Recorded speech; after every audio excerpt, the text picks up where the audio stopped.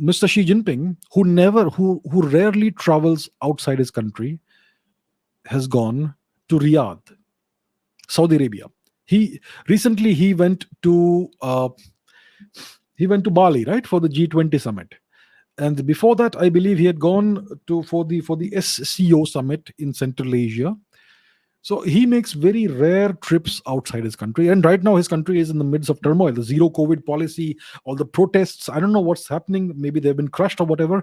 But the situation is not very good in China. The economy has taken a big downturn, and all kinds of social issues, social unrest. And yet, despite all those challenges, Mr. Xi Jinping has gone to Saudi Arabia. And this is a report from 2 3 days from yesterday. China and Saudi Arabia pledged to widen ties on all fields and work together on Iran nuclear program. Yes.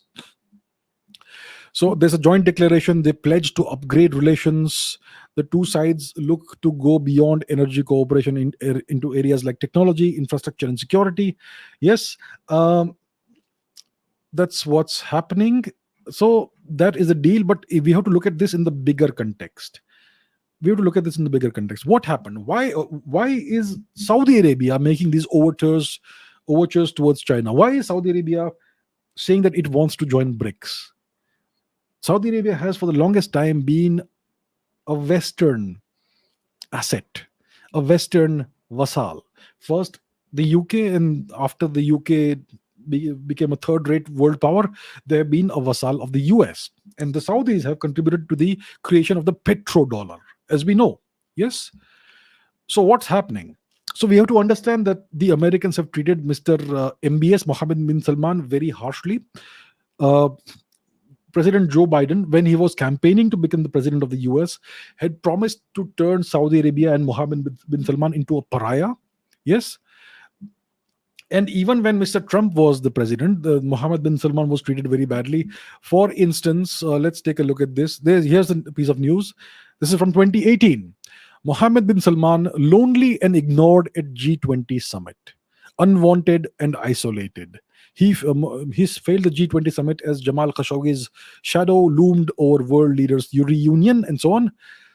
After G20 photo, Saudi prince left stage quickly, did not greet leaders because he was treated as an outsider, as a pariah. Nobody wanted to speak to him. As you can see, he's over here on the side. He's sidelined. Yes. So that's the deal. So the Americans have been treating him very harshly. He's very upset with them. On the other hand, Mr. Modi has treated, I mean, India and the Saudis have excellent relations, all thanks to Mr. Modi, who has made it a point to build an excellent relationship, not only with Saudi Arabia, but with all the other Gulf nations, more or less. So it's not, so Mr. Xi Jinping has gone to Saudi Arabia. He has met with the Saudi leaders. He has also been part of an Arab China summit. Yes, I think there were more than 30 deals that were finalized. Investments in, obviously it's all about oil majorly, but also investments in other things like green energy and solar panels and information technology, IT, cloud services, and construction and transportation, and so on and so forth. And also a $30 billion deal about oil. Yes. The other thing that's important is that Egypt has joined. This is a news. It's some time ago, but see, Egypt is also making moves to join BRICS. This is about a year ago that Egypt became a member of the new development bank of BRICS. Yes.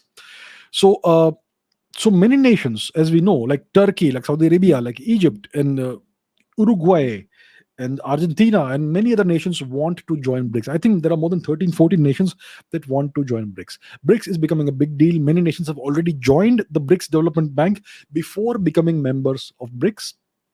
So the Chinese are now taking this forward. The overall long-term aim is to create a BRICS currency, which is a BRICS reserve currency, which will be a competitor to the US dollar. So the US dollar is built on debt.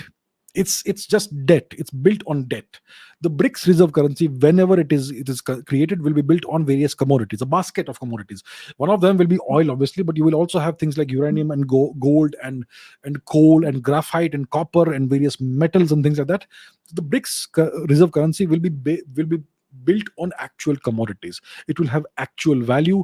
The US dollar is just promises. It's paper money built on promises, debt. Yes, I don't know what the BRICS currency will be called. the BRICS buck.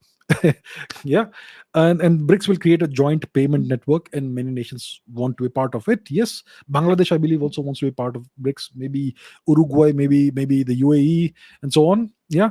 So now what the Chinese are doing is that they are balancing their activities in the Middle East. See, I have said that the uh, many times I've said this.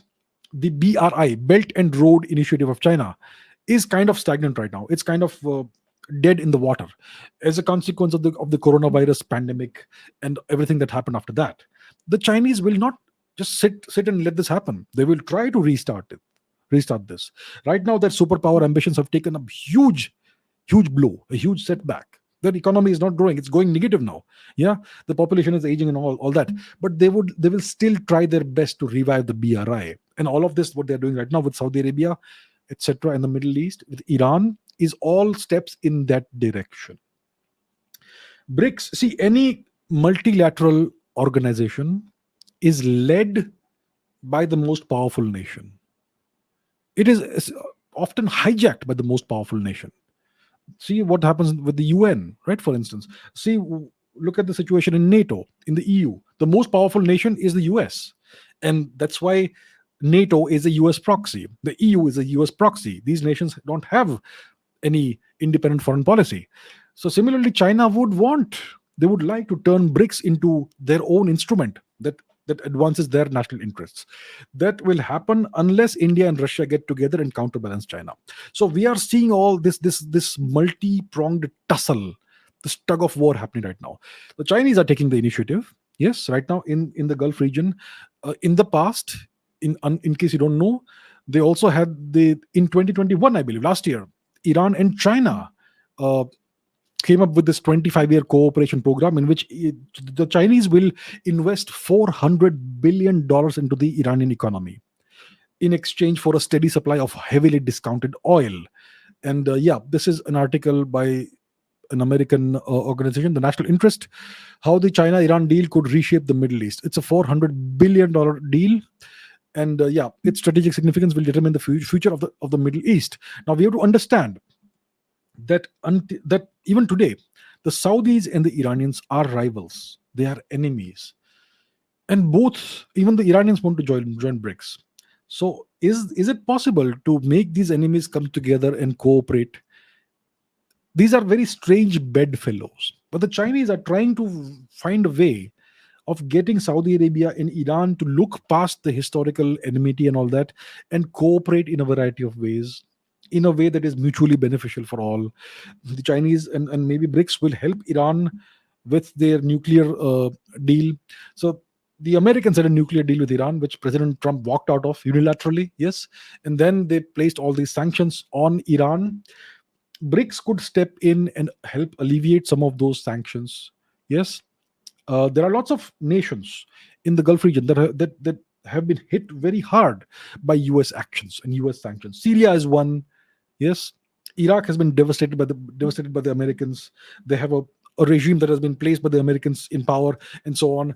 So we are seeing this global tussle happening right now. The Chinese are leading this thing. They will do it for their own self-interest, but they will want to give some of it to the BRICS nations also, so that the BRICS nations can also get on board this thing and support what they're doing.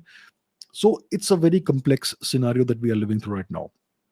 The Chinese are leading this, and it looks like the eventual goal uh, will be to de-dollarize the world. De-dollarization means create a currency that will be a viable and credible alternative as a reserve currency to the US dollar. If that happens, it's going to be a huge setback to the US and their global hegemony. And the Americans obviously will do their best to prevent these things from happening. They could even, I would say, possibly try to engineer a regime change in a nation like Saudi Arabia, possibly. So Mohammed bin Salman should be, well, I'm sure he understands this, and he would need to be really careful, and he will have to anticipate what the Americans could do, because this essentially, from the American perspective, is a rebellion against them.